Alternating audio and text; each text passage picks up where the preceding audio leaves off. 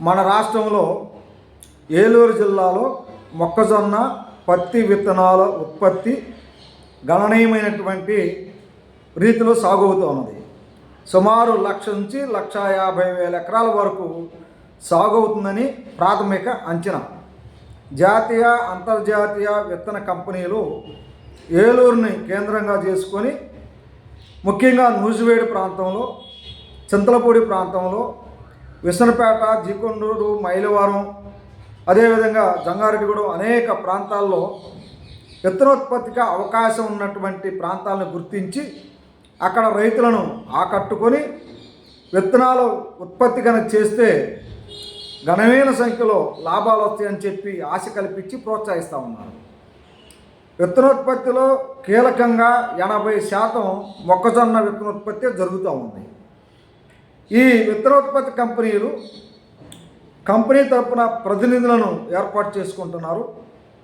ఈ ప్రతినిధులు సీడ్ ఆర్గనైజర్లను ఏర్పాటు చేస్తున్నారు.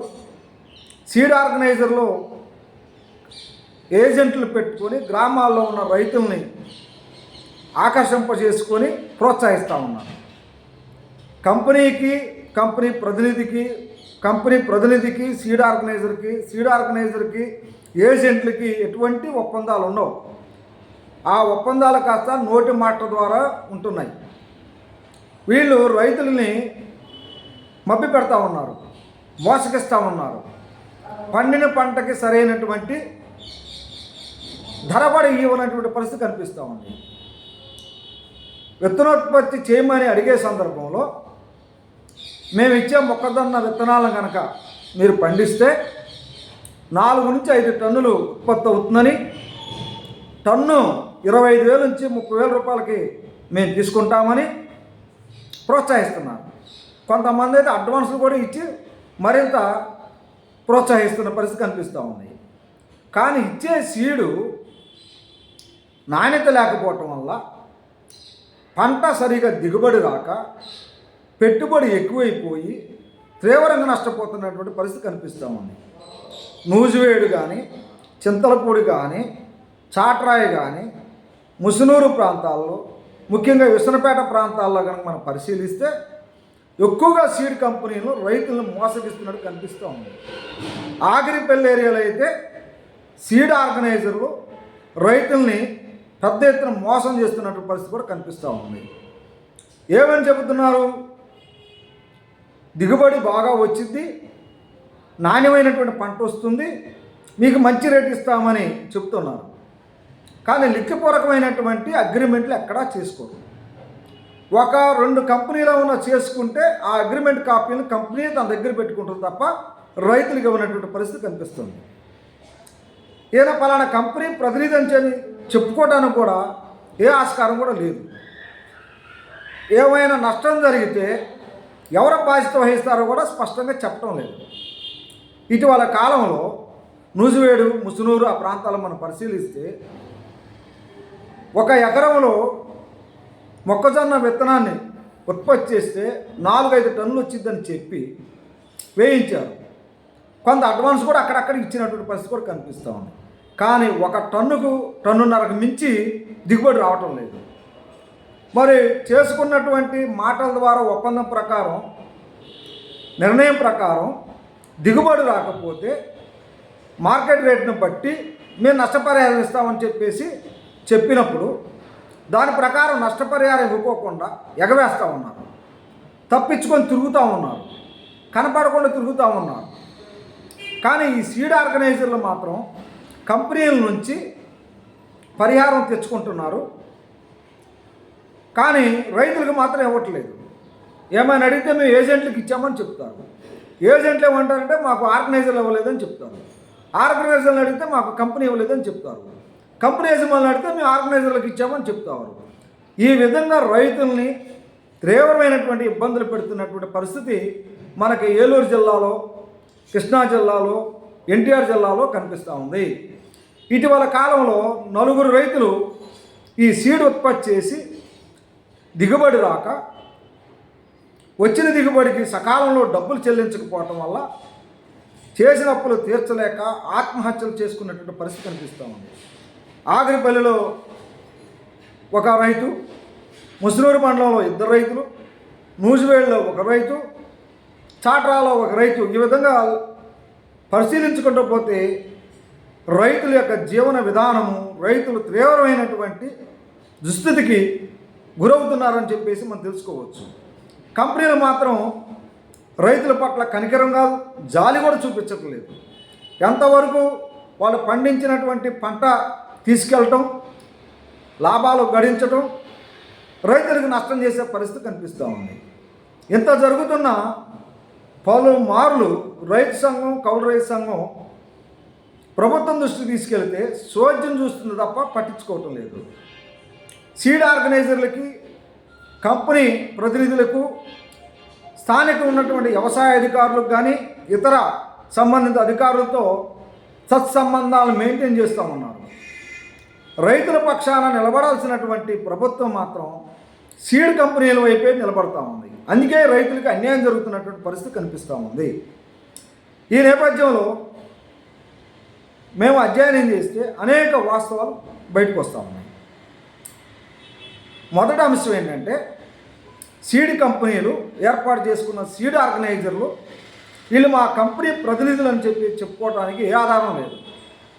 సీడ్ ఆర్గనైజర్లు రైతులతో ఒప్పందం చేసుకునే నేపథ్యంలో ఎటువంటి లిఖితపూర్వకమైనటువంటి ఒప్పందాలు ఉండవు.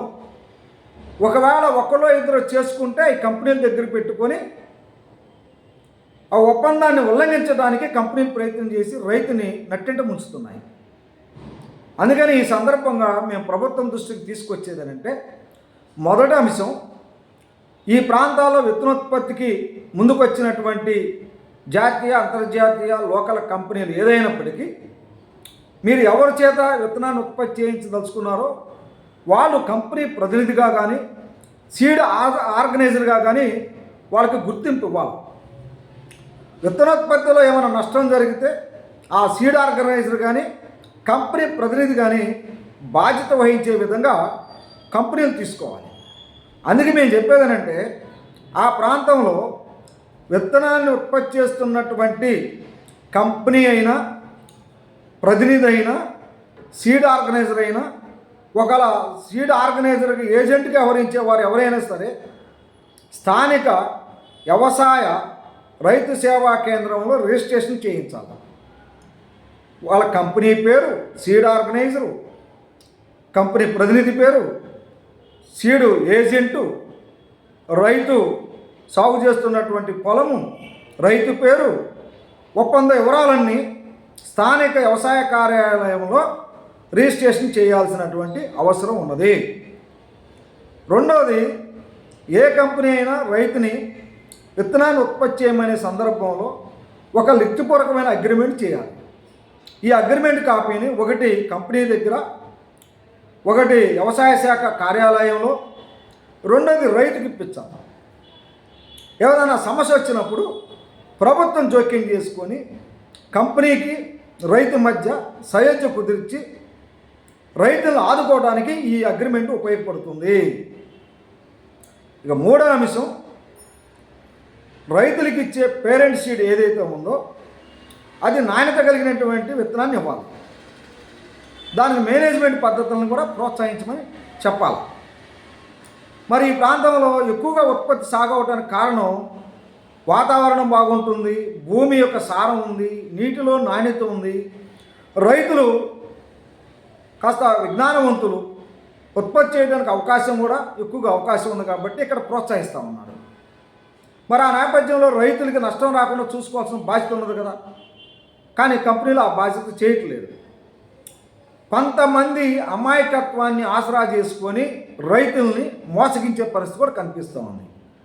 ఈ నేపథ్యంలో నాణ్యమైనటువంటి విత్తనాన్ని రైతులకి ఇచ్చి మరింత దిగుబడి పెంచి ఆ విధంగా కంపెనీ లాభం పొందవచ్చు, రైతుకి ఆదాయం పెంచవచ్చు. ఆ పద్ధతిలో ప్రోత్సహించాలని చెప్పేసి మేము కోరుతా ఉన్నాం. మరొక అంశం ఏంటంటే, ఈ సందర్భంగా ప్రకృతి వైపరీత్యాల వల్ల పంటలకు నష్టం జరిగే అవకాశం ఉంది. మరి ఆ నష్టం జరిగినప్పుడు రైతే భరిస్తున్నాడు కానీ కంపెనీలు భరించట్లేదు. విత్తనంలో నాణ్యత పొరపాటు ఉంటే మేము బాధ్యత వహిస్తామని చెబుతున్నారు కానీ ఆచరణలో జరగట్లేదు. మరి ప్రకృతి విపత్తుల వల్ల నష్టం జరిగితే ఎవరు బాధ్యత వహించాలి? అందుకనే సీడు ఉత్పత్తి చేసే మొక్కజొన్న కావచ్చు, పత్తి కావచ్చు, ఇంకే వెరైటీ అయినా కావచ్చు, దానిని ఇన్సూరెన్స్ బీమా చేయించాలి. దానికయ్యే ఖర్చుని విత్తనాన్ని ఉత్పత్తి చేసే ఎందుకు ప్రోత్సహించినటువంటి కంపెనీలే ఆ ప్రీమియాన్ని చెల్లించే విధంగా చర్యలు ఉండాలని చెప్పేసి ఈ సందర్భంగా కోరుతా ఉన్నాం. మరొక అంశం ఏంటంటే, మరి విత్తనాన్ని ఉత్పత్తి చేసే కంపెనీలు తమ ప్రతినిధుల చేత రెగ్యులర్గా విత్తనాన్ని సాగు చేస్తున్న ప్రాంతాల్లో సస్యరక్షణ చర్యలు చేపట్టడానికి కావలసినటువంటి విజ్ఞానాన్ని, మేనేజ్మెంట్ పద్ధతులను కూడా రైతులకు అందించాలి. అలా అందించకపోతే రైతులకి నష్టం జరిగే అవకాశాలు ఉన్నాయి. అందుకని కావాల్సినటువంటి సస్యరక్షణ, మేనేజ్మెంట్ పద్ధతులు, తర్వాత సాగు చేయడానికి కావాల్సినటువంటి పరిస్థితుల్ని ఎప్పటికప్పుడు రైతులకి విజ్ఞానాన్ని అందించి సస్యరక్షణ ప్రోత్సహించి ఆ విధంగా మంచి దిగుబడి వచ్చే విధంగా ప్రయత్నం జరగాలి. దానికి కంపెనీ బాధ్యత తీసుకోవాల్సినటువంటి అవసరం ఉన్నది.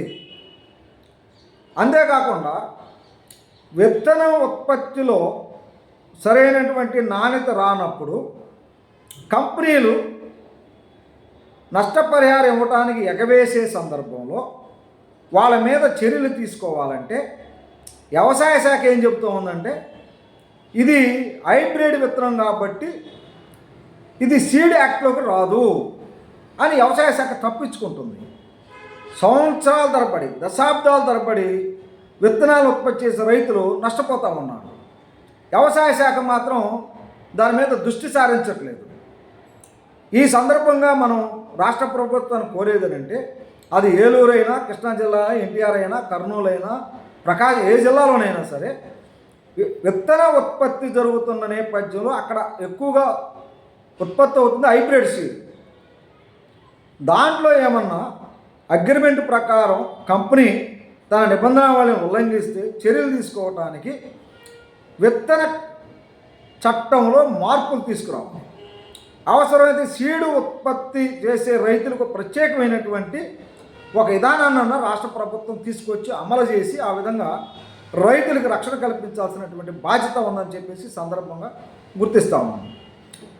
అంతేకాకుండా ఈ సీడు ఉత్పత్తి చేసే కంపెనీలకు రైతుల మధ్య సమస్య వచ్చినప్పుడు వ్యవసాయ శాఖ చొరవ ప్రదర్శించి వాళ్ళని కూర్చోబెట్టి సంప్రదించి ఎక్కడ తప్పు జరుగుతుంది, ఎక్కడ లోపం జరుగుతుందో గుర్తించి ఆ విధంగా సమన్వయం చేసేదానికోసం వ్యవసాయ శాఖ బాధ్యత తీసుకోవాలి.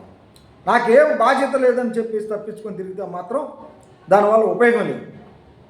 అంతేకాకుండా ఈ సీడు ఉత్పత్తి జరుగుతున్నటువంటి ఏరియాల్లో, ప్రాంతాల్లో కూడా సాయిల్ టెస్ట్ చేసి ఇక్కడ ఏ రకమైనటువంటి విత్తనోత్పత్తి జరగడానికి అవకాశం ఉందో కూడా రిపోర్ట్లు వ్యవసాయ శాఖ ద్వారా చేయించి విత్తన కంపెనీలు రైతులకు అందించి ఆ విధంగా జాగ్రత్త తీసుకోమని చెప్పాలి.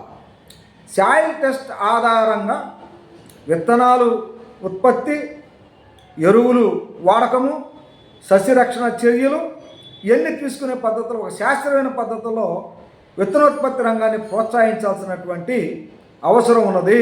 ఇది గమనంలో పెట్టుకోవాలి. కంపెనీలు కూడా వ్యవహరించాల్సినటువంటి అవసరం ఉన్నది. అంతేకాకుండా మరి రైతులకు నష్టం జరిగి వీధులు పాలయ్యి రోడ్లు పడ్డప్పుడు వాళ్ళు ఆదుకునే దానికోసం ఆ ప్రాంతంలో ఉన్నటువంటి విత్తనోత్పత్తి కంపెనీలు ఒక రిస్క్ ఫండ్ని ఏర్పాటు చేసి అలా నష్టం జరిగినప్పుడు ఆ నిధి నుంచో లేదా ఆ కంపెనీ నుంచో ఆ విధంగా నష్టపరిహారం చెల్లించి ఆ విధంగా రైతులను ఆదుకునే దానికోసం చర్యలు చేపట్టాల్సినటువంటి అవసరం ఉంది. చాలామంది రైతులు చెప్పేది ఏంటంటే, ఊరు లేని పేరు లేని అనేకమైనటువంటి కంపెనీలు ఈ ప్రాంతానికి వస్తూ ఉన్నాయి. మల్టీనేషనల్ కంపెనీలు వస్తున్నాయి, జాతీయ కంపెనీలు వస్తున్నాయి, లోకల్ కంపెనీలు కూడా వస్తున్నాయి. పుట్టగొడుగులాగా పుట్టుకొస్తున్నటువంటి పరిస్థితి కూడా కనిపిస్తూ ఉంది అంటూ ఉన్నాం. కాబట్టి వ్యవసాయ శాఖ వాళ్ళు, రెవెన్యూ శాఖ వాళ్ళు పుట్టగొడుగులాగా పుట్టుకొస్తున్న విత్తన కంపెనీలు వాటి యొక్క చరిత్ర ఏమిటి, వాటికి ఉన్నటువంటి లైసెన్సులు ఏమిటి, వాటికి ఉన్నటువంటి ప్రభుత్వం నుంచి అనుమతులు ఏమిటి అని చెప్పేసి ఎప్పటికప్పుడే వాటిని నిఘా పెట్టి పర్యవేక్షించి ఆ విధంగా ఈ ప్రాంతంలో ఉన్నటువంటి అంటే విత్తనం ఉత్పత్తి చేసే ప్రాంతాల్లో ఉన్న రైతులకు రక్షణ కోసం చర్యలు తీసుకోవాలి. ఎందుకు చెబుతున్నామంటే ఈ ప్రాంతంలో విత్తనోత్పత్తులు గణనీయమైన సంఖ్యలో ఉన్నది కౌలు రైతులు.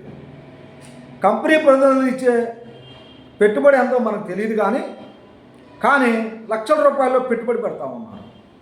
బ్యాంకులు కూడా రుణాలు ఇవ్వనటువంటి పరిస్థితి కనిపిస్తూ ఉంది. విత్తనోత్పత్తి కంపెనీలో ఏదో 10వ పరక ఇచ్చేసి చేతులు దులుపుకుంటూ ఉన్నారు. కాబట్టి విత్తనం ఉత్పత్తి చేసే ప్రాంతాల్లో కౌలు రైతులందరికీ కూడా గుర్తింపు కార్డులు ఇవ్వాలి. స్కేల్ ఆఫ్ ఫైనాన్స్ ప్రకారం వాళ్ళకి ఆ విత్తనోత్పత్తికి రుణాలు మంజూరు చేయాల్సినటువంటి అవసరం ఉన్నది. దీనికి రిజర్వ్ బ్యాంక్ ఆఫ్ ఇండియా నిబంధనల ప్రకారం 1,60,000 రూపాయల వరకు షూరిటీ లేనటువంటి పంట రుణాలు ఇప్పించే దానికోసం కంపెనీ రైతులతో మాట్లాడి రైతుల పేర్లని వాళ్ళు ఎవరైతే ఒప్పందం చేసుకుంటున్నారో ఆ రైతులందరినీ బ్యాంక్ దగ్గరికి తీసుకెళ్ళి వాళ్ళు ఆ పంట రుణాలు ఇప్పించే విధంగా చర్య తీసుకోవాలి. లేదంటే కంపెనీ ఆ విత్తనోత్పత్తికి కావాల్సినంత పెట్టుబడిని కంపెనీ అన్నది సమకూర్చాలి. ఆ విధంగా విత్తనాల ఉత్పత్తి చేసే రైతులకి ఆదాయం రావాలి, కంపెనీలు నష్టపోకుండా ఉండాలి. ఆ విధంగా చర్యలు ఉన్నప్పుడే విత్తనోత్పత్తి మరింత పెద్ద ఎత్తులో సాగవడానికి అవకాశాలు ఉన్నాయి. ఎక్కువ మంది రైతులు ఎందుకు విత్తనోత్పత్తి వైపు మరులుతున్నారంటే వాణిజ్య పంటలు పండిస్తుంటే సరైన ఆదాయం రావటం లేదు, ప్రభుత్వం కూడా సరైనటువంటి మద్దతు ధరలు ఇచ్చి పంటలు కొనుగోలు చేయట్లేదు, ప్రకృతి విపత్తుల నుంచి కూడా రక్షణ లేదు. కనీసం విత్తనోత్పత్తిలోనైనా మనం కష్టపడి శ్రమిస్తే కొంత ఆదాయం వస్తుందని చెప్పి ఆశతో వస్తున్నారు. ఈ ఆశను ఆసరా చేసుకొని కంపెనీలు మోసగించాలనే ప్రయత్నం చేయకూడదనేది మేము కంపెనీలకు విజ్ఞప్తి చేస్తూ ఉన్నాం. కంపెనీలు పొరపాటు చేస్తే ప్రభుత్వం వాళ్ళ మీద చట్టపరమైనటువంటి చర్యలు తీసుకోవడానికి కావాల్సిన విధానాన్ని రూపొందించాలా. రైతులకి విత్తనోత్పత్తిలో తీసుకోవాల్సిన జాగ్రత్తలు, సస్యరక్షణ చర్యలు, తద్వారైనటువంటి విధానాలని, విజ్ఞానాన్ని రైతులకు అందించే విధంగా ప్రభుత్వం చర్యలు ఉండాలని చెప్పేసి మేము కోరుతా ఉన్నాం. నా పేరు పి. జమలయ్య, ఆంధ్రప్రదేశ్ కౌలు రైతుల సంఘం రాష్ట్ర ప్రధాన కార్యదర్శి.